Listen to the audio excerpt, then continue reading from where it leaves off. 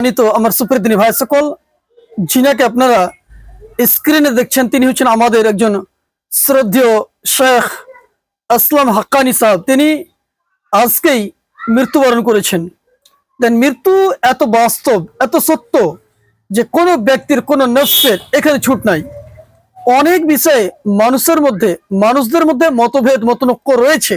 তো মৃত্যু যে নিশ্চিত এবং মৃত্যু যে নির্ধারিত সময় আল্লাহ রাব্বুল ইজ্জত আমাদের জন্য করেছেন, এটা নির্ধারিত এবং অবধারিত।